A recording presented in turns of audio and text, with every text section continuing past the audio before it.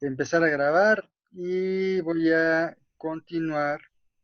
Nos quedamos aquí el día de ayer en la parte de los conjuntos urbanos y lo que el libro quinto establece para la obtención de la licencia de construcción. Recuerden que para los conjuntos urbanos primero tenemos que verificar superficies, tenemos que verificar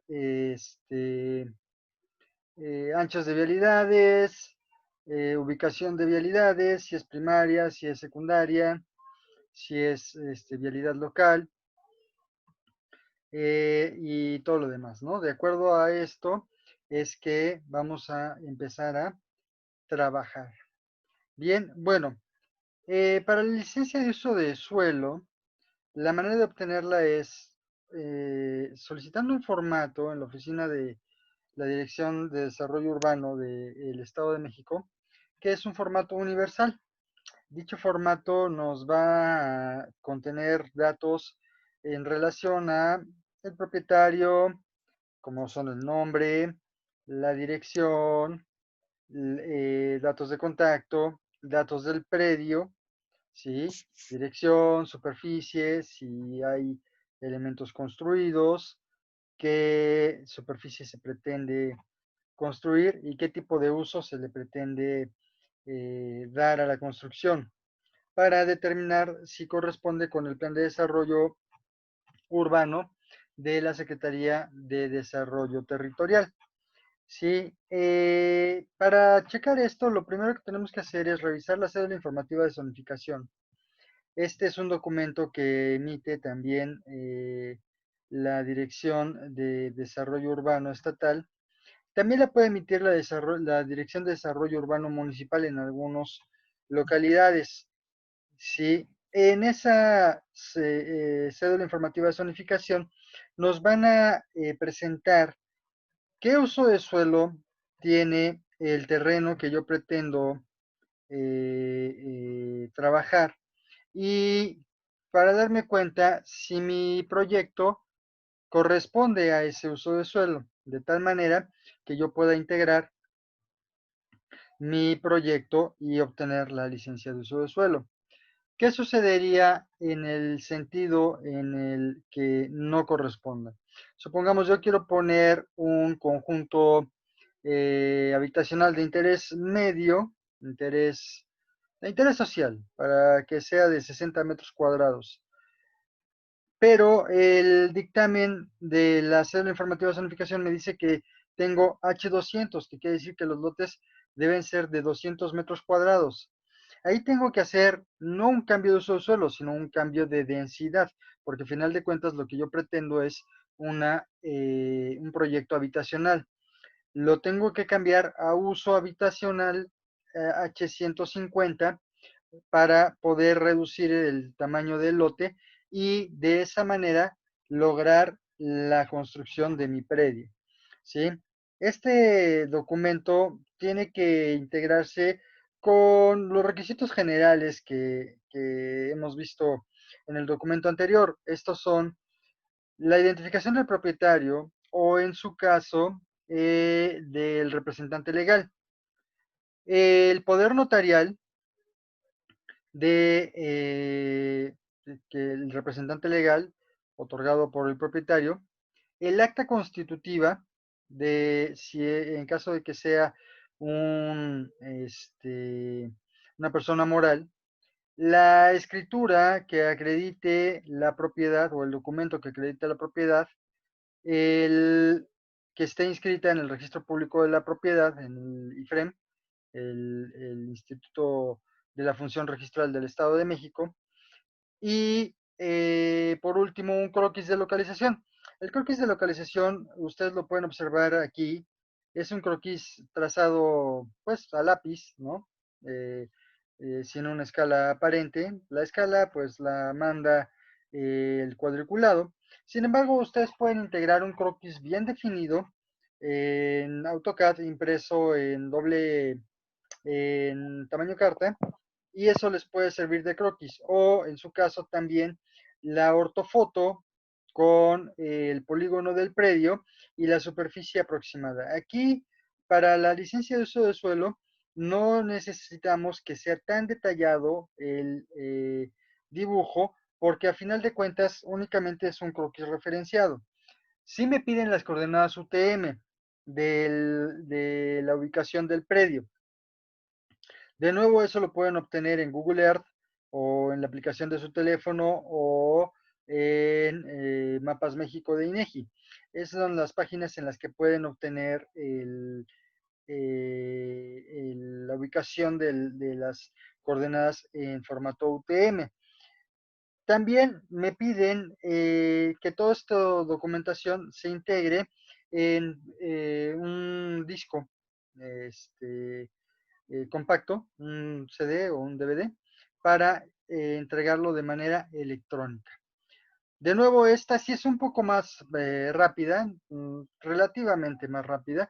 Una vez que integran toda la documentación, tardará 5 días hábiles, que si lo traducimos a días naturales es prácticamente 2 semanas, lo que tarda en obtener la licencia de uso de suelo. Recuerden que para obtener todo esto, lo primero que debemos hacer es integrar toda nuestra documentación. Documentación que acredite la propiedad, preferentemente escrituras públicas o inmatriculación administrativa o judicial, carta de dominio pleno o contrato de compraventa protocolizado por notario, inscrito en el IFREM, el Instituto Federal Instituto de la Función Registral del Estado de México. ¿Sí? Una vez que obtenemos la licencia de uso de suelo, para la aprobación del proyecto, porque una cosa es licencia de uso de suelo, yo puedo ocupar el suelo con ese uso. Ahora, la licencia de uso de suelo tiene una vigencia de 1 año para comenzar los trámites constructivos, o sea, la licencia de construcción. Una vez que yo inicio la licencia de construcción, la licencia de uso de suelo tiene un periodo indefinido. De tal manera que la única parte en la que yo tenga que renovarla o cambiarla es cuando el plan de desarrollo municipal haya cambiado. De manera que si yo cuando estoy trabajando sufre un cambio el plan de uso de suelo y no he terminado el fraccionamiento, la construcción o la urbanización del fraccionamiento, voy a poder, trabajar de manera que voy a tener que solicitar una licencia de uso de suelo para poder adaptarme al nuevo plan y que mi proyecto no sufra ningún tipo de cambio. ¿De acuerdo? Bien, ahora ya que tengo la licencia de uso de suelo, debo solicitar un dictamen de impacto regional. Recuerden que construcción, ¿cómo se llama? Esta planeación, ajá, pues va a generar un gran desarrollo en el municipio en el que lo estoy planteando, pero a su vez también va a generar mi impacto en sus recursos. ¿Qué quiere decir esto? Bueno, voy a utilizar más agua de la que regularmente la población utiliza. Por lo tanto, tengo que determinar si los recursos son suficientes para llevar a cabo mi proyecto. ¿Sí?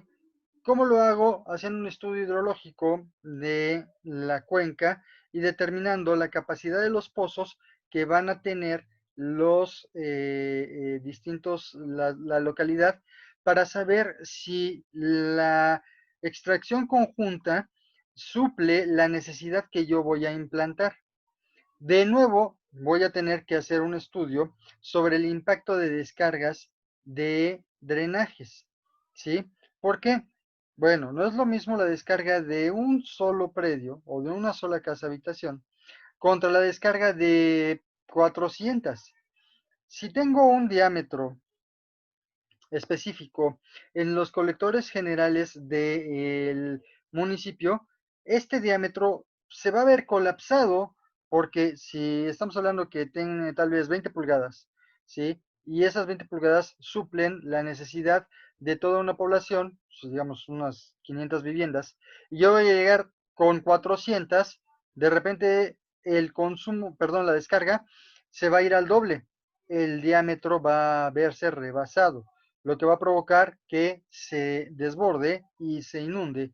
Supongamos en una época de lluvias, el diámetro no va a ser suficiente para desfogar todo el drenaje y vamos a tener la invasión de los popodrilos a la hora que caiga un diluvio. Entonces, ahí habría que plantear el crecimiento del diámetro del drenaje o, en su caso, una planta de tratamiento que yo reciba toda mi descarga, la procese, separe lodos, haga pozos de infiltración y el remanente o el excedente ya lo pueda descargar al drenaje, que en este caso no podría rebasar lo de 2 o 3 viviendas. Generalmente todo se va por absorción. Entonces, para obtener esto tenemos que hacer un dictamen de impacto regional. ¿Qué incluye el dictamen o cuáles son los requisitos? Bueno, primero la documentación que ampare la propiedad o que justifique la propiedad con su inscripción al IFREM. Recuerden que para prácticamente cualquier trámite que sea relativo a la Dirección de Desarrollo Urbano, ya sea municipal, federal o incluso estatal, lo primero que piden es un documento que esté inscrito en el Instituto de la Función Registral del Estado de México o del estado en el que te encuentres. ¿Por qué? Porque eso va a amparar que la propiedad existe. Las propiedades ejidales, cuando ustedes la adquieren, van al comisariado ejidal y el comisariado expide un documento en el que el titular de la parcela te otorga una posesión de un pedazo de la parcela. Eso se llama cesión de derechos. Tú puedes hacer uso de derechos. Así se han fraccionado un montón de partes en el Estado de México y en diversos lugares de la República Mexicana, ¿sí? Porque los comisariados ejidales tienen la facultad de otorgar esa cesión de derechos. Tú no eres parte del ejido, no eres ejidatario, pero tienes derechos sobre la porción de parcela que tú adquiriste por el ejidatario. Ahora, legalmente no la puedes adquirir, no puedes decir que hay un contrato de compraventa. ¿Qué es lo que te ampara? Ese documento. Bueno, una vez que tú tienes ese documento, si el ejido hace una asamblea de pleno uso de dominio, ¿qué quiere decir esto? Que ya se puede hacer propiedad privada, ese documento tú ya lo puedes elevar a escritura pública. Primero lo inmatriculas y después de 5 años lo inscribes. ¿Sí? Si no tienes eso, tu terreno no existe, tu predio está en el limbo. Eh, eh, Paradójicamente, mucha gente, yo mismo, ¿sí? Tenemos ese tipo de documentación que nos ampara. Por usos y costumbres, nos ampara el comisariado ejidal, ¿sí? Sin embargo, legalmente sigue estando en el limbo la propiedad. Una vez que tú ya tienes 5 años con ese documento, ya puedes hacer la inscripción o ya puedes hacer la elevación dentro de el Instituto Federal de la Función, Instituto de la Función Registral. Ya puedes hacer esa inscripción, esa inmatriculación, antes no.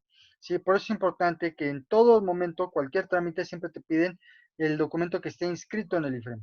¿Sí? El acta constitutiva o contrato de fideicomiso que ampare la persona moral. Esta también debe estar inscrita en el IFREM. Es como una escritura, pero de tu sociedad o de tu empresa.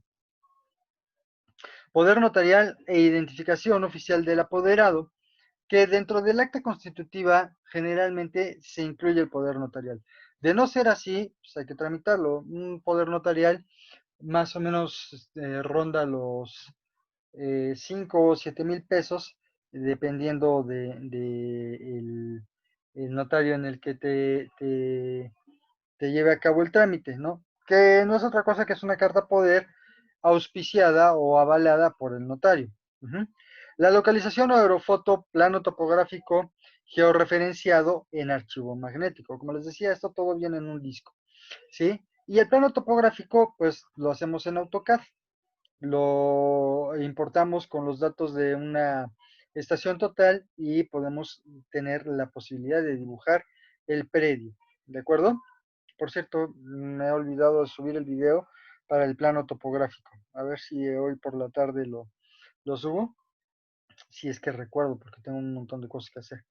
El anteproyecto del desarrollo.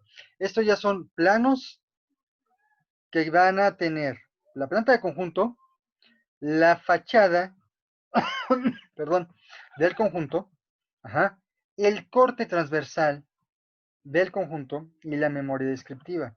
En caso de, aparte de la lotificación, contemplar el desarrollo de la construcción de los módulos de vivienda, deben anexar también la planta tipo de una casa, la fachada y los cortes, ¿sí? La planta tipo me refiero si es de un solo nivel o si es de varios niveles, las plantas arquitectónicas por cada uno de estos niveles. Estos deben tener ejes referenciales y cotas generales para determinar las áreas que debe cubrir cada elemento, ¿sí? Cuánto mide la sala en metros cuadrados, cuánto las recámaras, cuánto la cocina, cuánto los baños, etcétera, etcétera, ¿sí? Aquí nos piden de nuevo una cédula informativa de zonificación, pero por cada predio. En caso de que hayamos fusionado los predios, ¿sí? Si es un solo predio, no importa, ¿sí? Pero si son dos o más predios, por cada predio, la cédula informativa de zonificación para determinar que todos los predios que se fusionaron para generar el nuevo proyecto contemplen el mismo uso de suelo y que no haya que hacer el cambio para uno o más de los que estamos planeando o trabajando. Aquí viene lo divertido. El dictamen de existencia y dotación de agua potable. Este lo otorga pueden otorgarlo dos partes. Una, la dirección de agua potable del municipio, o en algunos municipios que están descentralizados, lo que llaman ODAPAS, ¿sí? Dos, la dirección o la Comisión Nacional del Agua, en caso de que los pozos sean federales. Tres, la dirección municipal adosada al municipio, que es la Dirección General de Agua Potable y Alcantarillado. Ajá.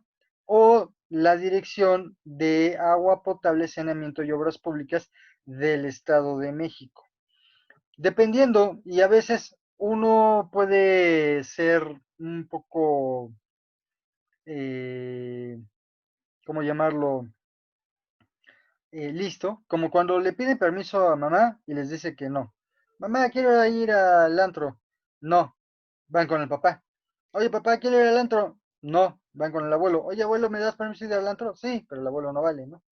¿Sí? Entonces, si el municipio te niega el permiso, tú puedes ir a la dirección del Estado de México. Si el Estado de México te niega el permiso, tú puedes ir directamente hasta la Comisión Nacional del Agua.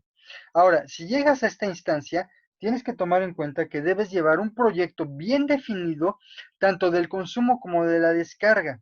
Allí ese proyecto ya debe contemplar diámetros por descarga, diámetros por toma, consumo promedio por local, consumo promedio por habitante, número estimado de habitantes, número de viviendas o de módulos y dimensión y diámetros de los colectores y dimensión y diámetros de los pozos de absorción. Ya tienes que llevar el proyecto hidráulico completo, ¿sí? Para que te puedan apoyar en eso. Entonces, si de nuevo, si el municipio no lo otorga, pueden llegar hasta esa instancia.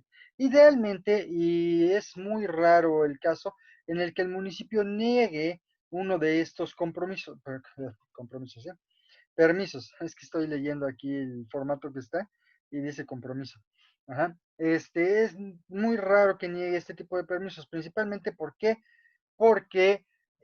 si tú sustentas bien un estudio y un proyecto, no habría por qué negarlo. ¿Cuál es la parte en la que tú puedes subsanar? Si tu proyecto es demasiado grande, tú puedes acudir a la Comisión del Agua, comprar los derechos de extracción, perforar un pozo e incorporarlo a la red municipal. No sé si han visto que muchas veces en los conjuntos habitacionales de grandes dimensiones tienen un tanque elevado, un tanque de agua, incluso tienen un pozo. Estos pozos, la fraccionadora compra los derechos de perforación y explotación a la Comisión Nacional del Agua, ¿sí? Perforan el pozo, hacen el tanque elevado, obviamente para que le supla de agua al fraccionamiento, y una vez que ya está terminado, hacen la donación de esta perforación y de este pozo al ayuntamiento. De tal manera que el ayuntamiento es el que va a tener los derechos de explotación del pozo. No se los van a quitar al fraccionamiento, pero ya es un pozo municipal. ¿Para qué? Para que tú pagues el agua directamente en el municipio. Esa es una manera muy común. Déjenme acomodar esto porque se está cayendo. Esa es una manera muy común de obtener los derechos y de obtener la autorización. ¿Por qué? Porque estás integrando un nuevo pozo de agua potable a la red municipal. ¿Cuál es el truco? Que ese pozo práctica y exclusivamente va a dar servicio a tu fraccionamiento. Si el municipio en algún momento requiere agua potable, pueden ir a tomar pipas de allí, pero ha habido los casos que los colonos se organizan y cierran los accesos, impidiendo que las pipas puedan entrar a surtir agua en los pozos del fraccionamiento, ¿sí? Pero de nuevo, idealmente eso no tendría que ser de esa manera. Ahora, ay, no sé qué hice. Ahora, la otra cuestión, ¿sí me escuchan? Sí, ¿verdad? Sí, sí tiene audio en mi computadora, porque de repente aquí me dio. Bueno, háganme una señal si sí se Sí, escucha. profe. Bien, luego el dictamen de protección civil. De nuevo, este dictamen lo otorga la dirección municipal. ¿Qué es lo que hay que hacer? Llevar el plano o el proyecto indicando zonas de seguridad, salidas de emergencia, rampas para personas con discapacidad, accesos y salidas del fraccionamiento y elementos de riesgo que pueden estar dentro o cerca del fraccionamiento. ¿Cuál sería un elemento de riesgo? Parece mentira, pero los puestos de comida ambulante son un elemento de riesgo. Hay que hacer un registro de los puestos de comida ambulante que estén cerca de. ¿Por qué? Los tanques de gas o cilindros de gas que utilizan este tipo de puestecitos se consideran como un elemento de riesgo. Ujú. Otro elemento de riesgo, si cruzan líneas de alta tensión dentro o cerca del fraccionamiento, obviamente si hay alguna gasolinera o gasera cerca del fraccionamiento o dentro del mismo, ajá, y entonces ya Protección Civil evaluará los diversos riesgos y emite su dictamen, si es procedente o no. De nuevo, es prácticamente imposible que uno de estos dictámenes eh, eh, sea rechazado. ¿Sí? ¿Por qué? Porque obviamente tú haces todos los estudios y si tienes puestos de comida ambulante cerca, puede ser que los omites o los marcas, pero con su radio de influencia o radio de explosión bien marcados y delimitados, indicando que no se van a llevar dentro del fraccionamiento o cerca de las áreas sensibles. Eso sí, no debe haber ninguno de estos elementos a mínimo 200 metros de radio de escuelas. Y si tú vas a proyectar un fraccionamiento lo suficientemente grande, arriba de 100 viviendas, ya necesitas un jardín de niños, por norma. Perdón, por norma en el proyecto. Esto, digamos, no está discusión y es un elemento que desarrollo urbano te pide porque estás haciendo un impacto demasiado fuerte en el, en la localidad y necesitas incorporarlo, ¿sí? Y de nuevo, la evaluación de impacto ambiental. Esto es otro truco porque el dictamen de impacto regional, ajá, te pide el dictamen de impacto ambiental. Entonces, en este dictamen de impacto ambiental, prácticamente tienes que integrar lo mismo que acabamos de platicar, pero ya aprobado en otro tipo de dictamen. Vamos al siguiente, ¿sí? Luego, ¿cómo podemos obtener el dictamen? Eso es todo lo que debes integrar para solicitar ese dictamen, para solicitar el visto bueno del dictamen. Eh, una vez que ya lo integras, pasan más o menos como unos 15 días hábiles para que te den una respuesta y una vez que ya te dan la ficha de pago, ya puedes ingresar la ficha de pago, o sea, vas, liquidas los derechos, ingresas la ficha de pago y ahora sí, en 5 días hábiles, que de nuevo son como unas 2 semanas, te otorgan el dictamen, ¿de acuerdo? Entonces, otro que tenemos que también tramitar es el dictamen de uso ¿cómo se llama? Dictamen de incorporación vial. El dictamen de incorporación vial y el dictamen de impacto ambiental son dos distintos. El de impacto ambiental va a determinar si tu proyecto, no sé, supongamos que en lugar de lotificar viviendas, estamos lotificando terrenos industriales o bodegas industriales. Tenemos que determinar qué tipo de uso va a tener, si es industria de la transformación, si emite gases, si tiene elementos de riesgo como son calderas o tanques de gas o subestaciones de alta tensión. En fin, todo esto tenemos que integrarlo para llevar a cabo los dictámenes y poder integrar nuestro dictamen de impacto regional. Ahora, el dictamen de impacto e incorporación vial. Este es distinto, ¿por qué? Porque va a determinar el flujo e intensidad del tráfico que va a provocar nuestro proyecto. Supongamos un proyecto de 400 viviendas, ¿cuántos automóviles va a impactar? Un proyecto de 400 viviendas medias. De entrada, por lo menos 600 vehículos. ¿Por qué? Teniendo en cuenta que cada vivienda va a contar con un vehículo y por lo menos la mitad va a contar con dos. ¿Sí? Estos serían 600 vehículos. Ahora imaginen 600 vehículos saliendo de la unidad habitacional a la hora pico, a las 7 de la mañana o a la 1 de la tarde. ¿Sí? ¿En qué área y cómo vamos a incorporar esos vehículos? Tenemos que generar bahías de entrada y de salida para que los vehículos tengan suficiente espacio para poder incorporarse a avenidas principales. Las salidas regularmente no se permiten en avenidas principales, tendrían que ser en avenidas secundarias.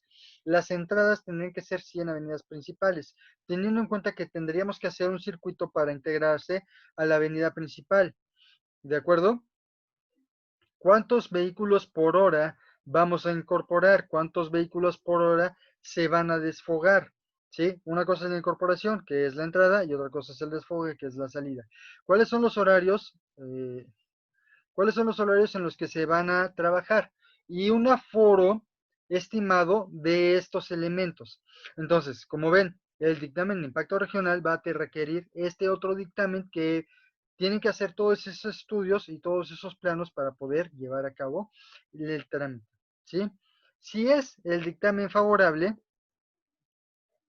ajá, va a depender si no tenemos que contar con otros dictámenes por instancias de otros tipos, como son INAH, CNA, CFE, Pemex o INBA.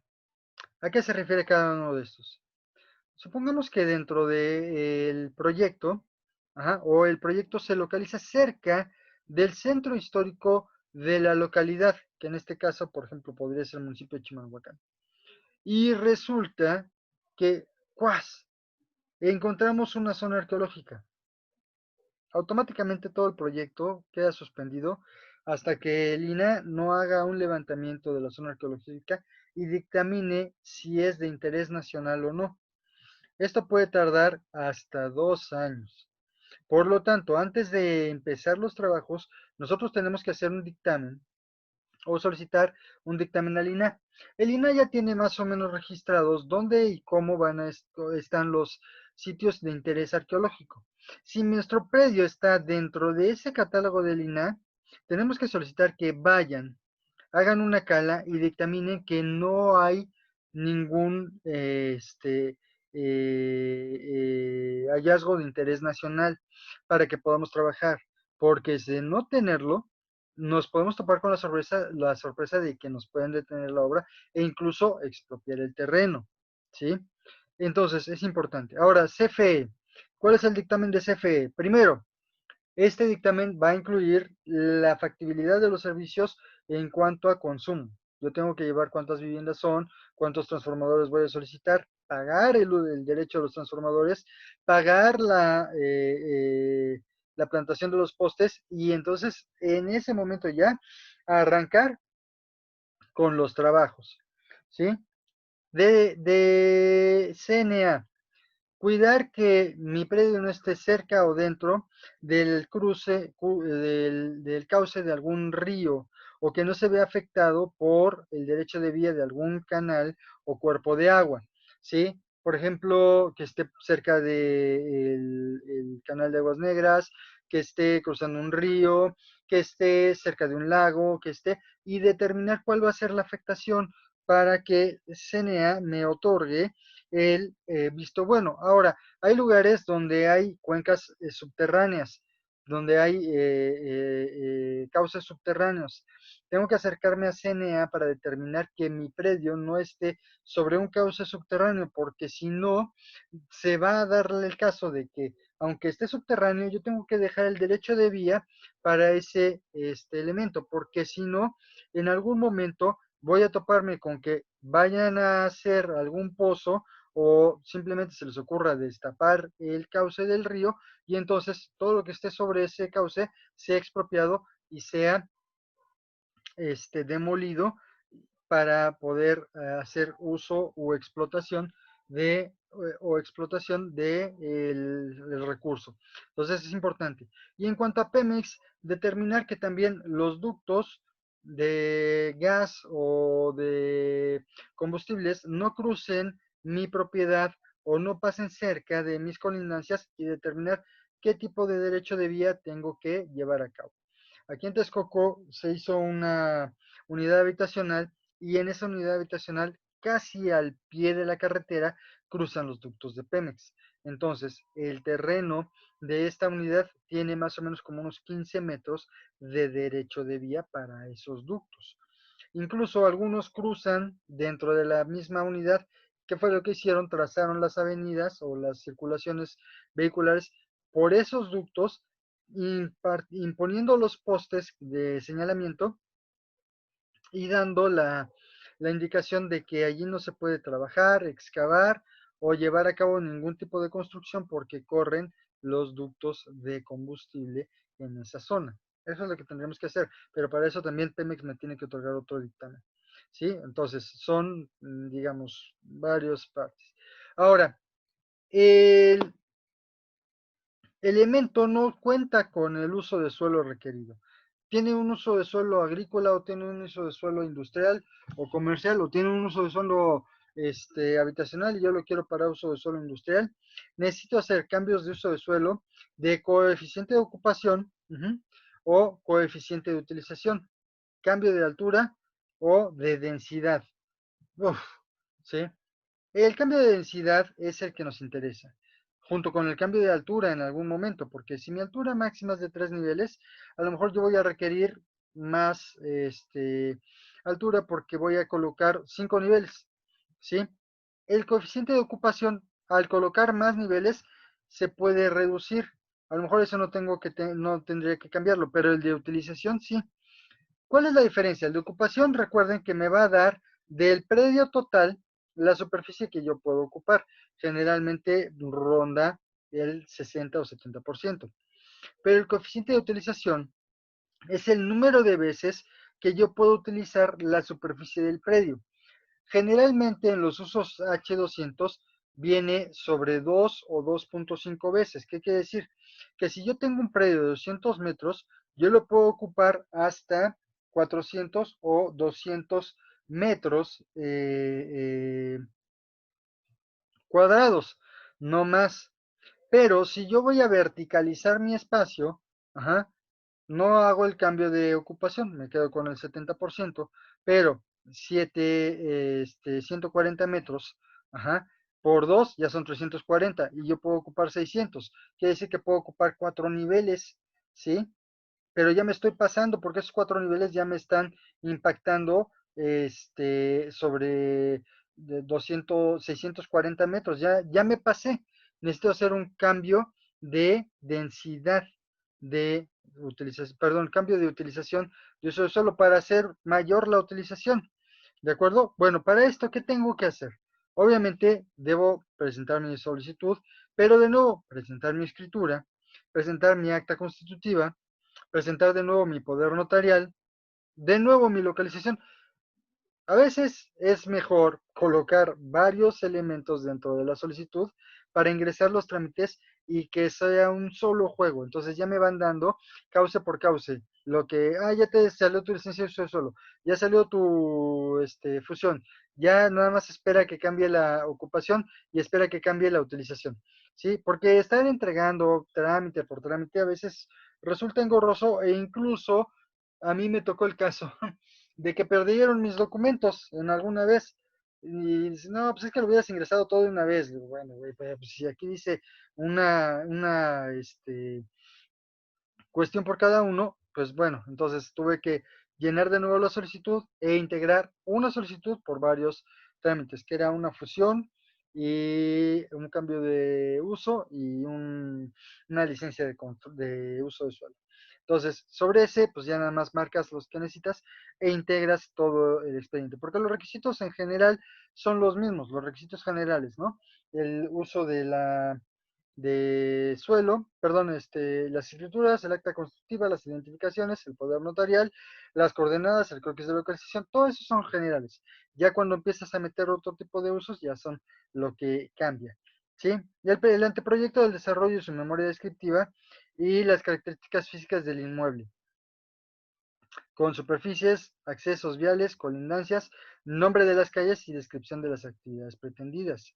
Esta memoria descriptiva es un documento en el que ustedes van a redactar toda la descripción del proyecto, o sea, no solamente van a entregar el plano, van a entregarme también la descripción de qué se compone el proyecto. El proyecto se compone de un fraccionamiento, más bien el proyecto se va a llevar a cabo dentro de un fraccionamiento compuesto por 4 secciones de 39 lotes cada uno, separados por vialidades de 12 metros, sin incluir banquetas y cada lote es de tantos metros. Es una memoria, para que se den una idea, una memoria de una casa habitación que yo acabo de entregar, tiene aproximadamente 12 cuartillas. Entonces, imagínense la memoria para un fraccionamiento, pues estaría rondando las 40 o 100 cuartillas de descripción.